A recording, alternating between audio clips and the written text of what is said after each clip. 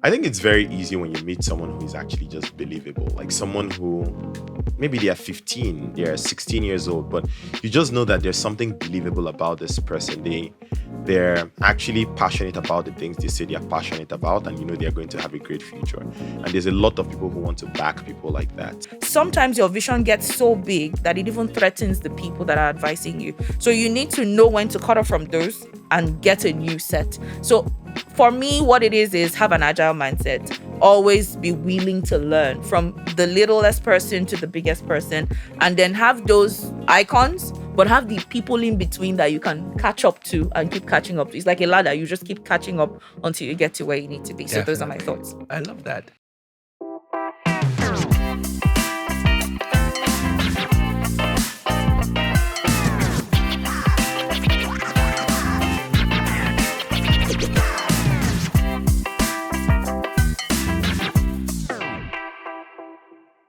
So you are welcome to the Youth Empowered Podcast, brought to you by the Nigerian Bottling Company. I am Moses Dixon. Now, this is the podcast where young people learn to change their challenges into opportunities. And seated before me are two very esteemed guests. In fact, we've had so many fabulous conversations off air. I'm wondering if there's any more we can touch. But believe me, there is a lot more we can touch right here on the show. Ladies and gentlemen, make welcome right here. We have Olajumoke Akindolire, the People and Culture Manager at the Nigerian Bottling Company. And of course, Kennedy Ekezie, the co-founder and CEO of Kippa, and also a Forbes 30 Under 30 honoree. How do you feel when people say that? Good. It's been a while now, so it's been 9 months now, so it feels like it's in my past. So Really? I'm always, it feels like Definitely, it's in my past. It's add some gravitas to every introduction, I believe. Sure, yeah. I'm going to have to pretend that we haven't been talking already. Left to me, I want to dive right into the action. Yeah. I've been having so much fun. Now, she loves to play games. Yes, I do. When one hears the People and Culture Manager or HR personnel, they think that they're dealing with someone very serious. I think you also accused him of being very serious, right? Wow. He is very serious. And I am very serious when I need to be. But Definitely. Then life wasn't meant to be that hard. It wasn't meant to be that hard. But sadly, here we find ourselves. You know, one might even argue that young people today are young people at the worst possible time in history.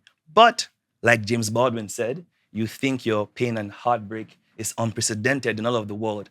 And then you read. Yep. Because to be honest, every generation can say that their time was the hardest. True. But in reality, those who escape the rat race are those who leverage their own potential to gain what they want. And that's exactly why we're here today, to talk about how one can unleash their personal brands and leverage the things that they have to make the most of their opportunities. Let me go off topic and just ask you directly, what is your personal brand?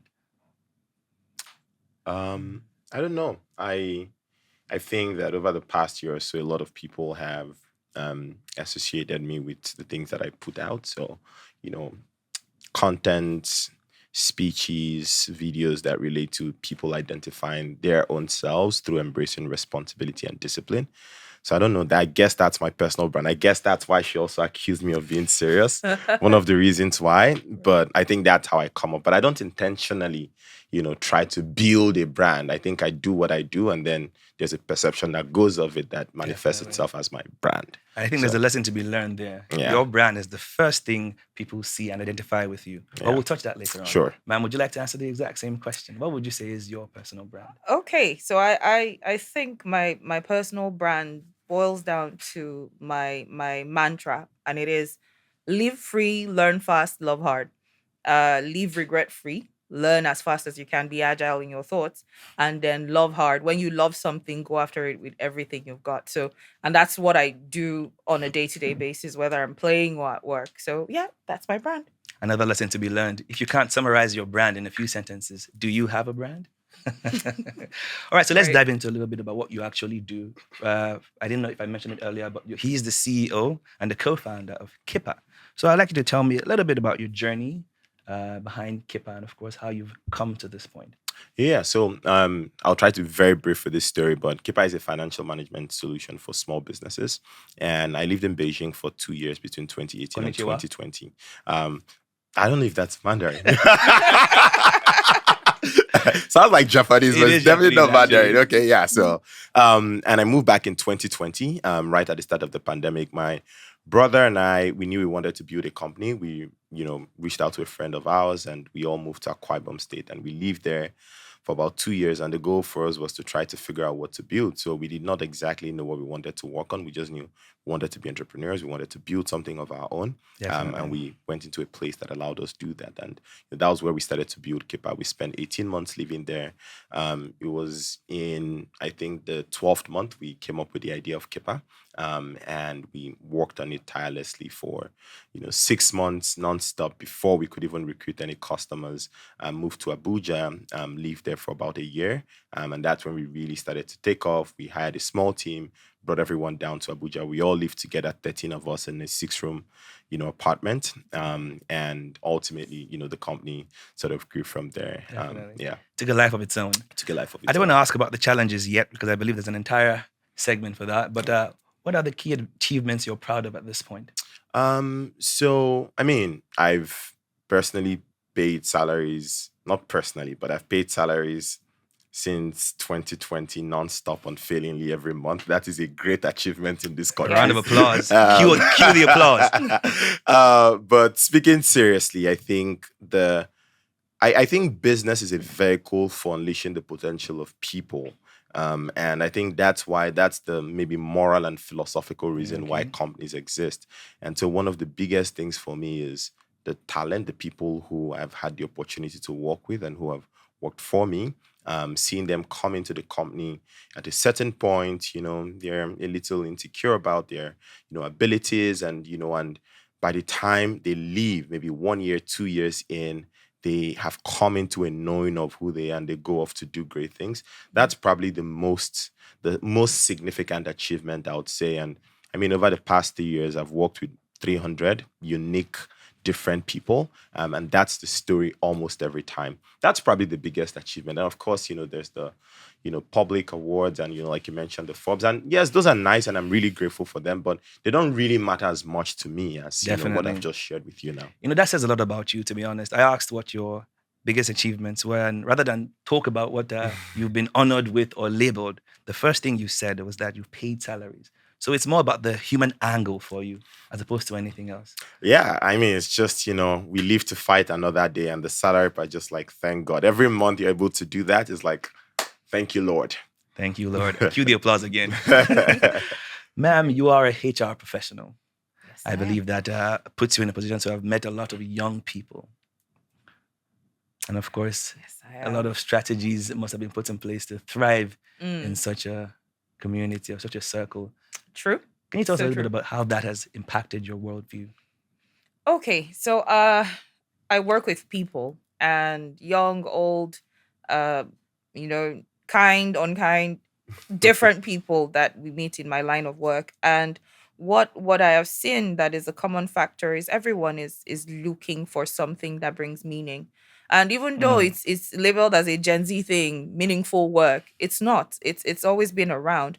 Everybody wants a purpose, a meaningful interaction, a meaningful connection, a job that gives them that meaning. So with me in HR, it has given me the opportunity to, yes, interact with thousands of people, because even in my time in consulting, we've had to do like mass recruitment for banks and all of that. We'll talk about maybe that background if we ever get time to it.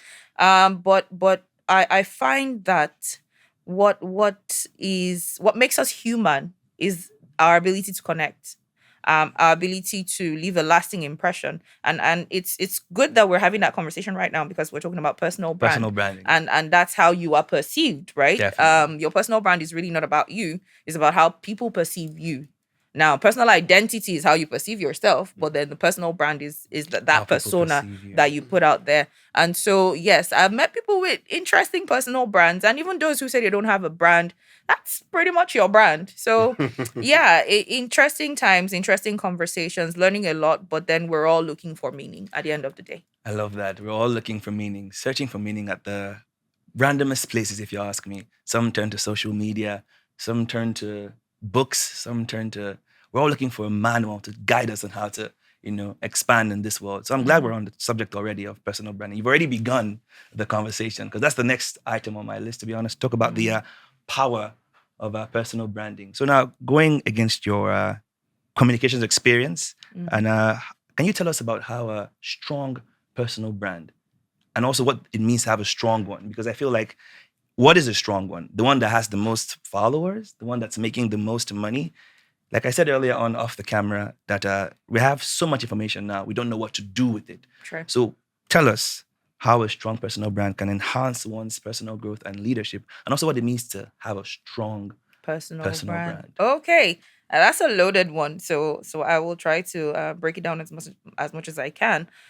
First, like I said, the personal brand is not about you. It's about how people People perceive perceive you. you. And whether you know that you have a personal brand or you just freestyle it. I mean, I did freestyle it for a long time because I just felt like I'm just being myself. Hey, I'm just doing what I like to do. And then until people started to label it. And so that's the conversation we're having, where people start to label you, and then you now start to weigh yourself against that label and say, okay, is it really true? Is it a lie? Is it authentic to me? And then how do I want people to see me? And in the process of shaping how you want people to see you, that's where you start to build a personal brand. In essence, a strong personal brand is one that is authentic to you, but is not just true to you, but is true to how people perceive you. I don't want to aspire to perspire at this point, but I just thought to put it out there. That's what a strong personal brand is, because that's what you can be. Number one, consistent. You can be yourself and enjoy doing what you do. Now, when it comes to being able to build a personal brand, it takes quite a bit of self-awareness. If you don't know who you are, people will tell you who you're not. Definitely. And then in labeling, you can just start to conform. So building a personal brand, identifying with that brand, and just making it and owning it in a way that is authentic to you, but also adds value to everybody else, is therein lies the question of to be or not to be.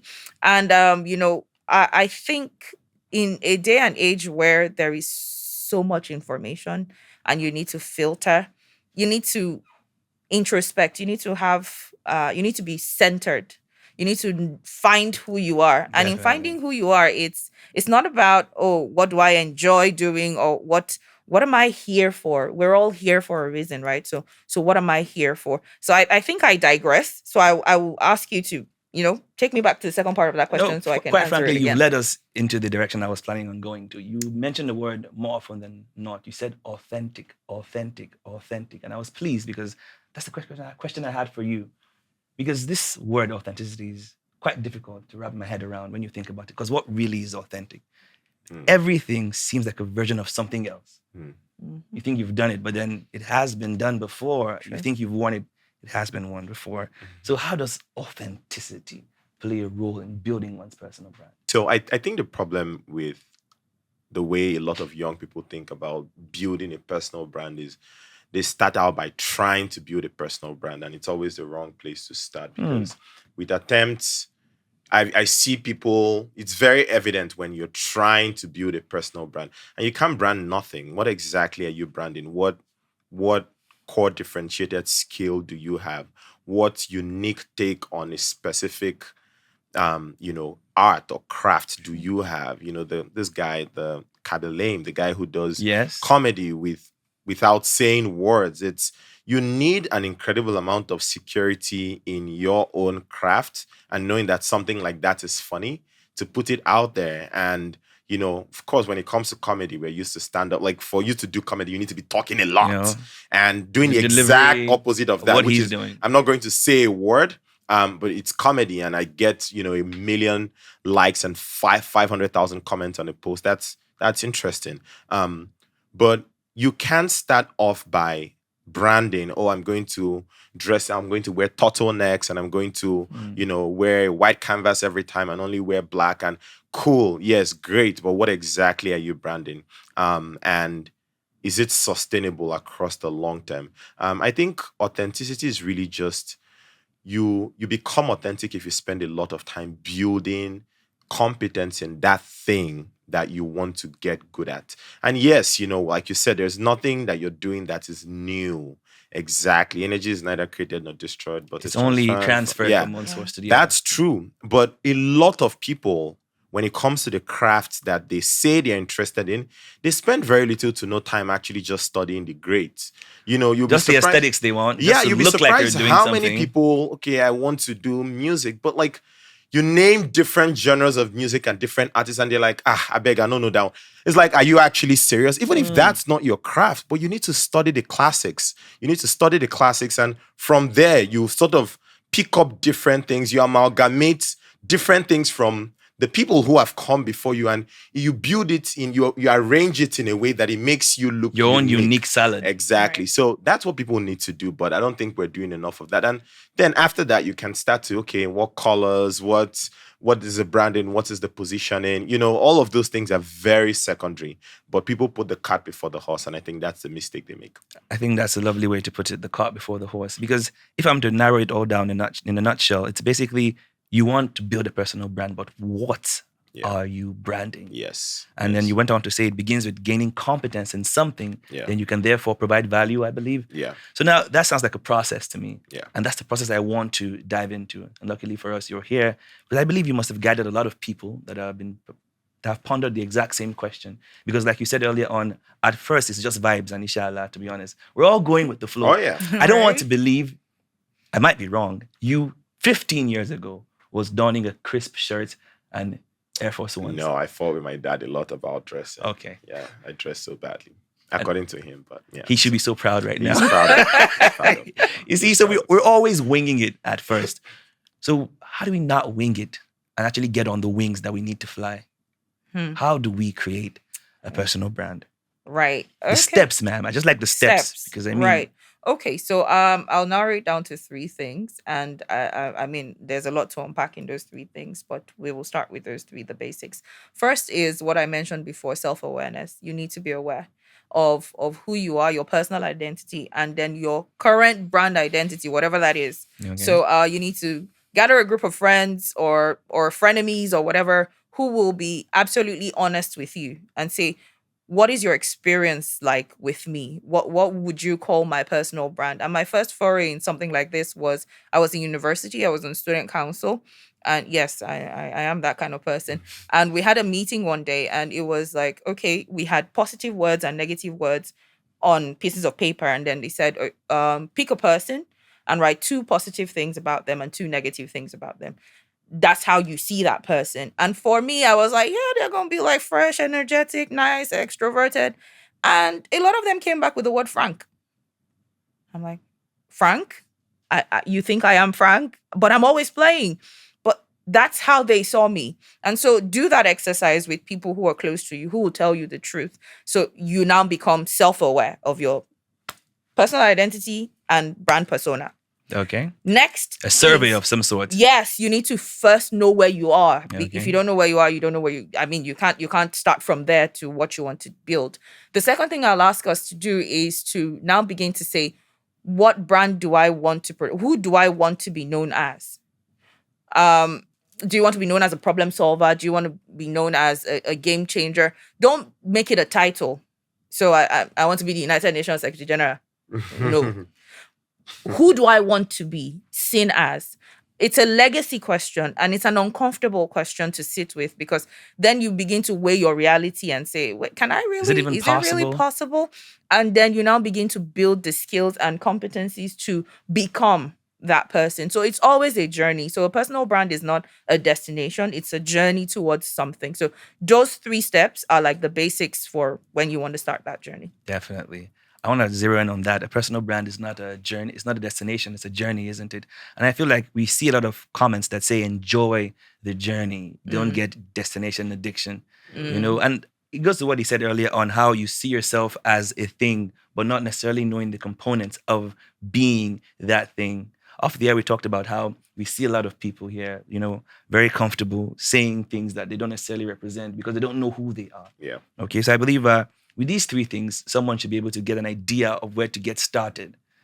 Ladies and germs, don't forget, this is the Youth Empowered Podcast, where we like to teach young people how they can change their challenges to opportunities. Now, you see, I begin with challenges because we cannot really be devoid of challenges, to be honest. Every step of the way, we encounter such challenges. So now, I want to quickly zero in on your challenges that you've encountered across the journey and how you've, weathered the storm to get to this point. Because I mean, when you create the brand or you find the brand, there comes the challenges. Oh, yeah. Preacher I used to listen to once said, "For every new level, there is a new devil." Yeah. How do we overcome those devils? A new bigger devil, I would A say. bigger one. Yeah, with every step of the way. So I mean, with building a business, of course, there's there's like 1,000 challenges, but some of the most predominant ones that I think everyone, faces is finding great talent. And whether or not it's building a business, if you're a creator and you need to find people to work with, talent, finding good talent. And when I say good talent, I don't necessarily mean degreed and titled people, because there's a lot of rubbish degreed and titled people. By rubbish, I mean they're really bad at their work. Ouch. But it's an attitude. It's a very specific attitude. And finding that at scale, because at some point you will need that at scale. It's one of the most difficult things to do, period. It's even worse to do that in Nigeria for very many complex reasons. And I think just overall attitude to work. But I see that changing. And I've worked with a lot of young people who are early 20s, 19, 20, 20, who are just really screwed on, very competent, just very, very all in when it comes to their work, very willing and eager to learn. I'll be biased. I'll say there's very few universities I know that produce those people at scale, but go do your research. I won't tell you guys for free. So that's probably been the most significant thing. Of course, another one is just resourcing, financial resources, especially and I mean infrastructural resources too, to do things at scale. That's an incredibly big challenge that I've experienced in my journey as an entrepreneur. But look, beyond all of this, right? Like you said, for every step of the journey, there's always going to be a challenge. And, for young people who are watching this, I'm sure as you're probably thinking about all the challenges that are the reasons why you're not doing what you say you want to do. But quite frankly, there are other people who are overcoming those challenges. With less than you have. Yeah, with much less than you have. And I'm not saying this to be sensitive. Some people have it really bad and are just debilitated and cut off at the knees. And, I pray that things go well for them. But most people don't. Most people are not cut off at the knees. And, we can take advantage of what we have to turn our situations around. And I think it's just an attitude problem. If we have a good attitude and the right mindset with which we approach problems, there's no challenge we can't surmount. Definitely, with the right mindset towards it. I think it's Albert Einstein. Is he really the one that said it though? I don't know. People always say that he said it, that I you don't cannot solve a problem Yeah. with the same mindset in which it was created. Okay, I don't know if he said. People Man, always, yeah. We attribute a lot of things To to people. him. He was really smart, so okay. Yeah, he probably said that. So he said At the gym I go to, there's a quote at the entrance. The best time to plant a tree was yesterday. Next best time is today. And they say Socrates. I'm like, Socrates never said that. He didn't give a hoot about planting trees. He never I've said seen that. the exact same quote on a television show, and they said it was an African proverb. Oh my God. Socrates was not African. Yeah, he never said that. Yeah, he never said that. See what I'm saying? Yeah. But I get the general idea, right? Yeah. The general idea. So now, you mentioned another very valuable item, resource. So I believe the idea at some point, after you found the niche, is to make some money out of it. Because, I mean, you got to eat, right? Yeah. And I'm sure someone is watching right now and say, oh, God, how I go take get the money? Where I go use do that thing? I can imagine many times you go to a symposium or a self-help or something like the round table that you recently organized. Congratulations on the success of that, by the way. Thank you. Village assembly, as you put it. A lot of people are in the crowd thinking, I don't have money to do this. How do I do this? You're only talking because you had the funds. You had this, you had that. So I did not. imagine that. Yeah. We should explore that right now. Yeah. How does one leverage their skills in a competitive environment? How do you stand out? How do you sell what you have? I think it's very easy when you meet someone who is actually just believable, like someone who maybe they are 15, they are 16 years old, but you just know that there's something believable about this person. They're actually passionate about the things they say they're passionate about, and they're going to have a great future. And there's a lot of people who want to back people like that. And it doesn't necessarily have to be they're building a business, that they're doing something very serious. They could be gate men, they could be cleaners, but you could just see this person, there's something about them that's just so special. And honestly, with people like that, if they have the right attitude, things almost always work out for them. And I work with people like that. I've worked with people like that. And for me, God, it's a very long story, but the summary here is when I started out, I was a just great beneficiary of just the generosity of so many people. And I was telling Kamsi before, we got on air about, someone who I did not know. I cold emailed on LinkedIn in my final year of university. She owns a consulting firm abroad. Her name is Maggie Wilkinson. God bless you, Maggie. And she gave me an internship. She had never met me. I was in Nigeria. But she had no business doing that, and has been an incredible part of my life since then. But I think when people see you that you're serious about something, it doesn't mean you wouldn't struggle. It doesn't mean you're not going to get so many rejections. I get so many rejections today, and I will continue to. But I know it's par for the course. It's, you charge that to the game and just move forward. So the most important thing is, look, become someone who is genuinely passionate about the things you say you're passionate about. Yes, you need to make money. Yes, you need to eat. Figure out a way to practically sort those things out. But if you're trying to do something that you think, okay, maybe this is my life's work. Maybe I'm going to be doing this for a long while. Maybe I want to get really good. Like, I want to be known for this thing. When you're talking about the great, I want my name to be there. If that's what you want and you're starting out with, how am I going to make money from this? Then I'm sorry, you're just forget about it. Go and sell ice cream. It's a better way to make money. No offense to ice cream sellers out there. No. I say sell ice cream because it's a lucrative business and you start making money today. Yeah. So just go do that. It's a better way to make money, because for anything that's worth doing, you have to really approach it from the mindset of, even if I don't make money from this for a very long time, I'm going to continue to work at it. Definitely. But honestly, on the flip side, to balance out this comment, I would say you have to develop that skill, the skill of monetizing what it is you're doing. It's a skill. How do you ask people to give you money? How do you charge? How do you price your service? How do you price your product? How do you make sure you're getting paid? It's a skill that you need to build. But most times you don't need that skill on day one. Just go and get good. It's a process. Yeah. Another unknown quote upcoming: you don't create wealth, you create value. Yeah. So like you said, you got to be believable. Yeah. And then passionate. Yeah. And therefore you can achieve. And you also said something that you got to figure out practical ways to answer those questions. Yeah. How do I eat and where do I make the money? Yeah. That's where you come in, ma'am. Help us figure it out. Right. Okay. Just a quick comment on what the last question about, knowing where to start from when it comes to making money is that you were born in a bakery doesn't make you bread. You could be a wedding cake, So it's I mean, you gotta let that stew for a minute. You could be a wedding cake. And that's how I approach things. A good number of people who are high up there that you're looking at probably didn't start with what they have. And yeah, some people started with a silver spoon, but not everybody did. And so how did they find their way around it? And that's where we're going next, to say what's that first step. I think one thing is let go of the notion of who you are and don't be afraid to start again. That's something that I find that is lacking these days. And my personal journey is like that. I started in wealth management. I'd worked in a financial services company. I was doing both HR, corporate communications, wealth management, and I was being paid for one person, but I was doing three people's jobs. And I just wanted to learn as quickly as possible. And, at a point I was like, okay, maybe this is not what I want to do. Maybe I want to do HR. Where do I go to start HR? And I found a consulting firm. And I can say this now because, we've grown past it, thankfully. But I started there as an intern.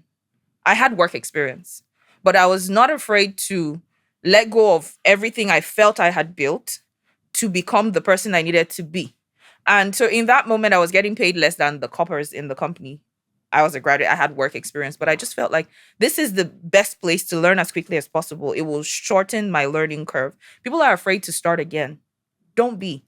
Let go of who you think you are and then start again. If it's a new venture, a new career you're trying to start from somewhere. Because a lot of people want to join the company and, the funniest question I ask during interviews is, where do you see yourself in the next 3 years? I'm the MD CEO of the company. In 3 years. You are not even a graduate trainee yet. Like, can we be realistic? Do you see? And so we set so many unrealistic goals because we see so many people online who, in quote, have made it in a short time. And I'm not saying it's not possible, but I'm saying start from somewhere. Start from where you are. What do you have in your hand that you can work with that can make money for you right now. And then you begin to evolve into those other things. So starting out with HR, I host corporate events. My first few corporate events were free. I'm like, guy, now I can, I can Of do. course. You can trust the competence Yeah. in here. And they'd seen me facilitate trainings and all of that. So I'm like, okay, she can segue into that. And then did it for free for a bit. And then now started getting paid for it. So don't be afraid to start again, let go of who you think you are, and then offer your services for free. I kid you not, building that social capital helps you get to the next phase. It gives you the experience you need. You can fall back on it and say, okay, I hosted this, whether I did it for free or not, Well, and that's that's not- really, but I did it, I did this, I did that. So to be able to get that experience under your belt, to be able to, get the ball rolling, to be able to eat on a day-to-day basis, start with what you have in your hands. Get useful. Put the pedal to the metal. I'm so glad you said that, because it's a question I've had, not necessarily on the show, but if you're speaking in a regular day-to-day activity, you see young people, interns, and then everyone wants to get paid for something at the very start. And again, there's a Gen Z mindset, currently a pervasive mindset that no, and with good reason. Yeah. They've seen the millennials do it, in the sense that back in the day, there was this notion that labor pays. You gotta do free work overtime. But the pervasive mindset now is, just do what you're paid for and bail. Yeah. They're not gonna value you anyway. Yeah. So it's a very big question. You'd be shocked how many young people are wondering, do I do this? Is it gonna be worth it? Do I commit? Do I go this far when they're only paying me peanuts and they're not even paying me at all? Is it worth the effort? And a lot of people are sick of being overused and underpaid. undervalued. Mm-hmm. So it's such a big question in today's world. I've had it before, and it's so different in the way people conduct their affairs now. People are just coming into organizations, I want to be this. They're taking pictures and they're so busy with the aesthetics, and very few are actually trying to learn anything at all. Yeah. I think you've answered that when you've said, do free jobs and build social capital. Yeah. I feel, in a nutshell, that should be one of the most vital tools in starting anything, knowing how to do it in the best possible way. Yeah. And I think at that point, the earning becomes a function of the level you've ascended to, as opposed to your mere desire to earn. Yeah. You can't just look like it. You just have to be it. You have to be Thank it. you so much. True. All right, ladies and germs, and last but not least, on the Youth Empowered podcast, we would like to find out some of the things and the resources that you used in your journey. Can you give us actual examples? What did you read? Who were you looking up to? Steps to actually getting a culture where you're more productive than normal. One can say Michael Jackson learned from James Brown. One can say Tesla and Edison had a mutual bonding experience. So what kind of people inspired you, and what resources and tools did you use in your journey? I'd like you to answer that first, man. Oh, okay. You were looking that way. So I was like, I won't be here before I had some time to think about it. But okay. Do you want to think about it? No, it's absolutely fine. Because for me, it's a formula. There's a method to the madness, to be honest. And like you said, there's nothing you want to do that nobody has ever done before. So there is always a pattern. So find those people that have done what you want to do.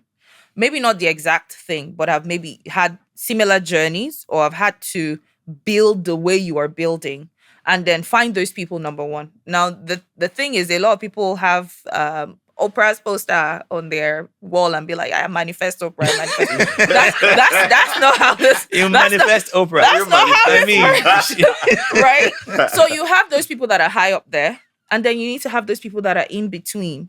So for me, what really works in my HR journey is, I know David Ulrich is up there. I love the guy. I mean, chat on LinkedIn from time to time. Yes, he does respond to my chats. Yeah. Wow. Yeah. Wow. And all of that. But I started with my line manager. How do I become, or how do I step into this person's shoes?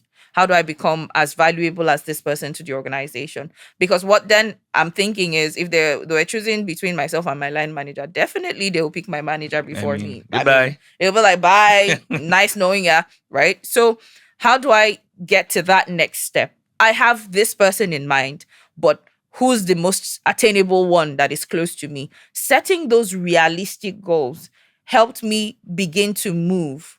Because sometimes looking at those big guys can cause inertia. You're like, I don't even know where to start. The distance between me and this so person. far.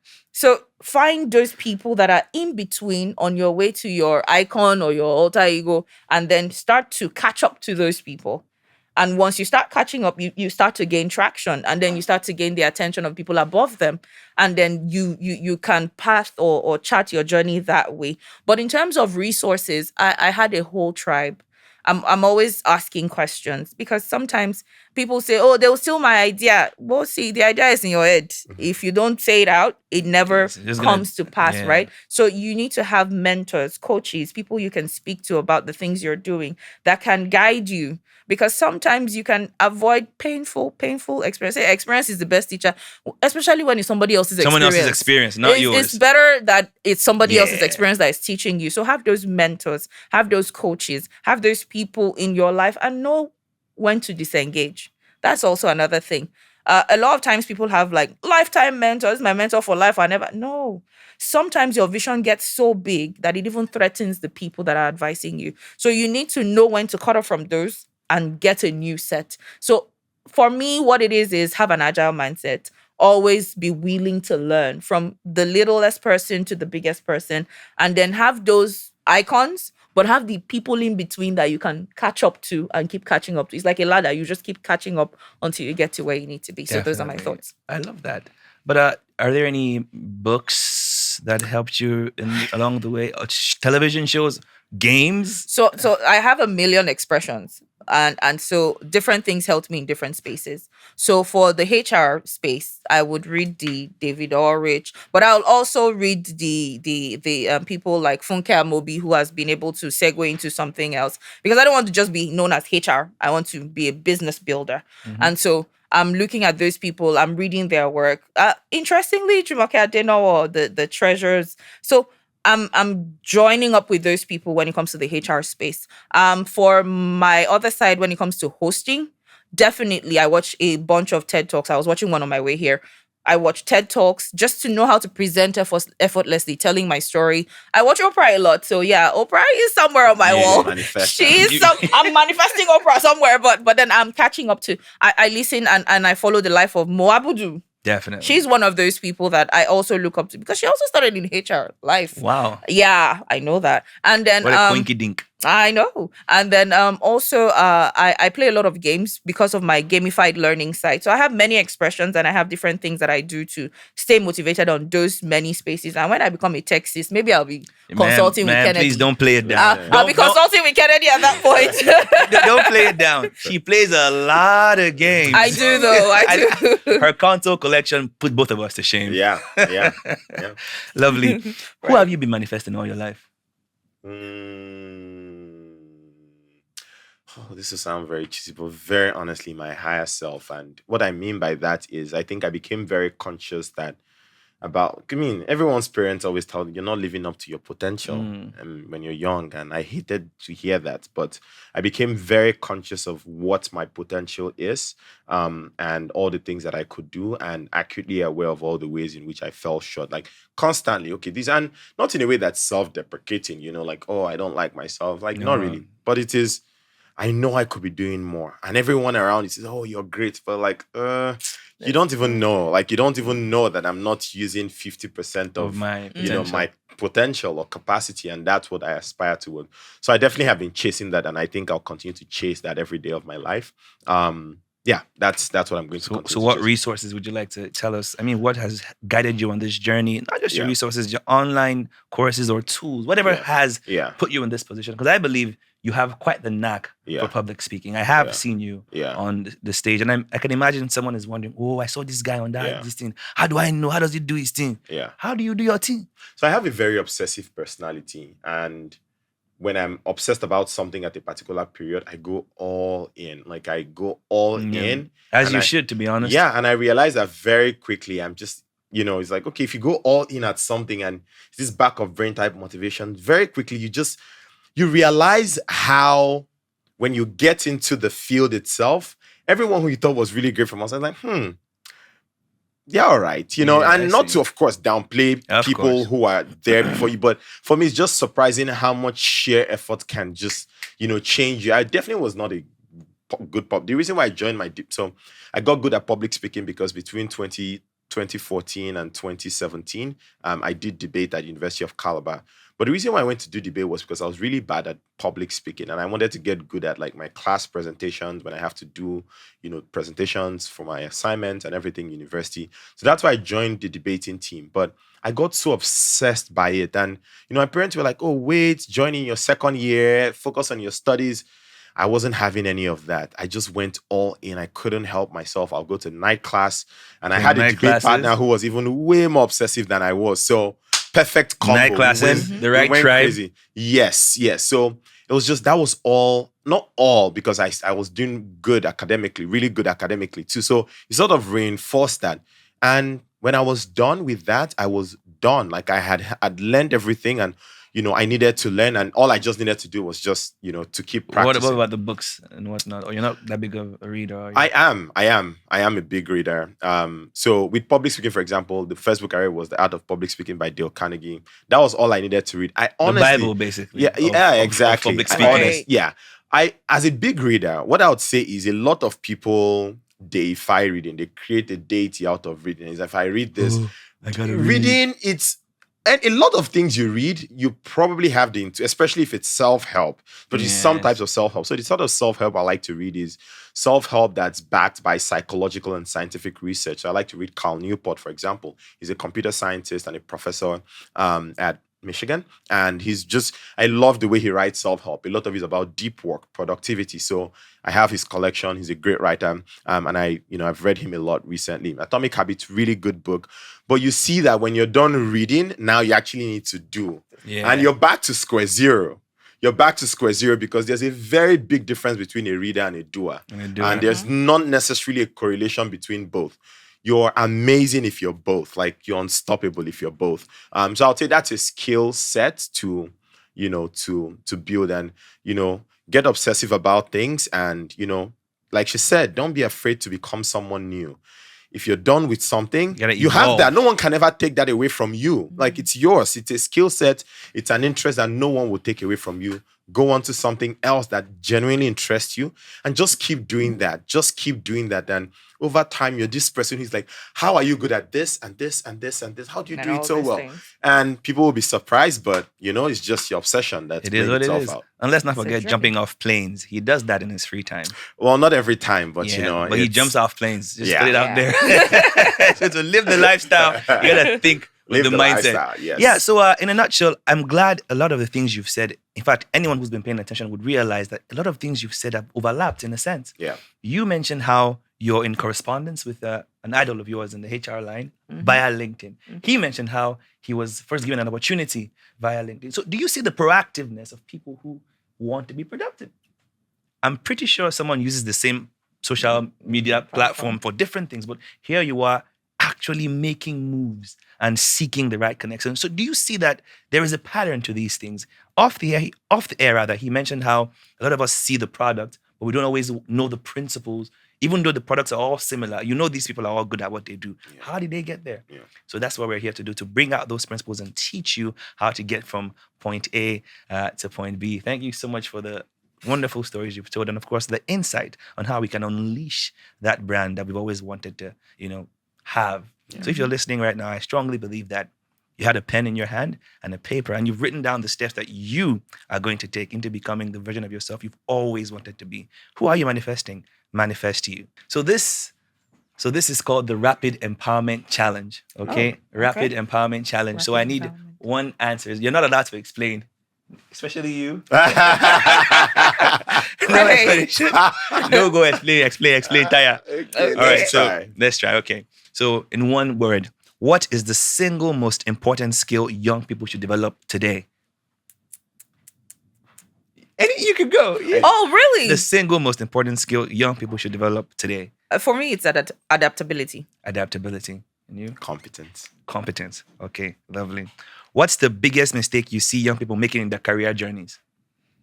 Hey. One word. Yes. One word. The biggest mistake. We cannot shalaye. Okay.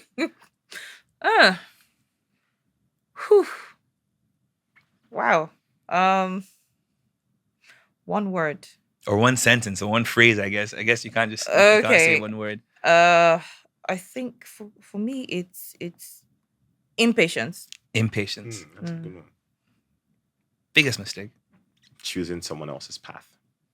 Playing someone else's game. Mhm. Oh, lovely. All right, now one more. We've got what's the best advice you've ever gotten? The best advice you've ever received?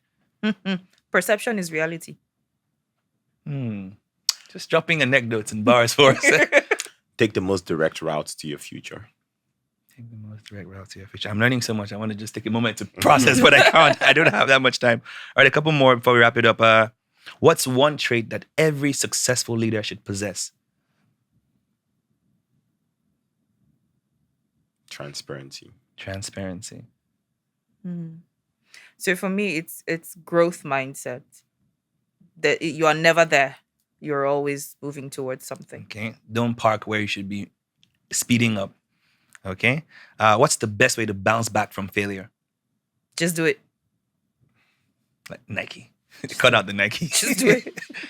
I'm trying to say something that's not just do it, because I think that's really apt. That's really it. But I mean, you can echo the same sentiments. If it is what it is, it is. Suck it up. Yeah. Okay. All right, now one more. Just two more questions for both of you. What's the one piece of advice you wish you'd known earlier? If you were 21, what would you tell your 21-year-old self? So you don't have to cry. Do you want to? Oh, sorry. Sorry, I thought maybe. Right? Thought you got emotional for a minute. Oh my God. That can be one word, but okay. No, just one phrase or a sentence. One phrase. This too shall pass. That was from me too. I just gotta. Yeah. Preach. Yeah. Yeah, This okay. too shall pass. Okay. Yeah. Trust yourself so much. Trust yourself so much. Mm-hmm. You're gonna be the Kennedy you always wanted to be. Mm-hmm. Trust yourself. Mm-hmm. All right. Now the last one. Let me give her something sweeter. Okay. Yeah. This one I think is everyone's favorite question. What's the best way to stay financially empowered as an adult? Day your lane.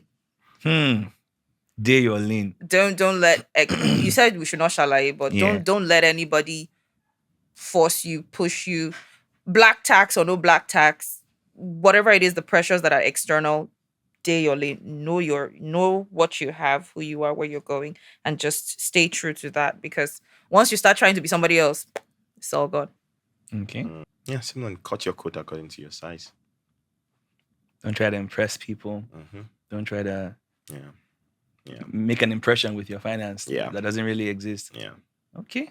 I think that's lovely. Yeah. All right, then. I feel like this would put it all in a nutshell for everyone who's been wondering how best they can manifest the best versions of yourself. They might be short, but best believe that if you can put it all together, you can be, or should I say, you can unleash the power of your personal brand. Once again, ladies and germs, this is the Youth Empowered Podcast brought to you by the Nigerian Bottling Company. I am Moses Dixon. Many thanks to our guest, Kennedy Ekezie. Am I correct? Yes. I don't want to mispronounce your name No, at you any did point great. in time. And of course, Olajumoke Akindolire. I took great caution to pronounce that I name. know. Good job. Thank you so much for joining us. All right. Now, can we Absolutely. play games? Don't forget to keep up with us on social media, subscribe to our channel, follow us on all social media platforms, and stay informed on the best advice and the best way to chart the course in this crazy world that we live in. Thank you very much for watching. Once again, I am Moses Dixon.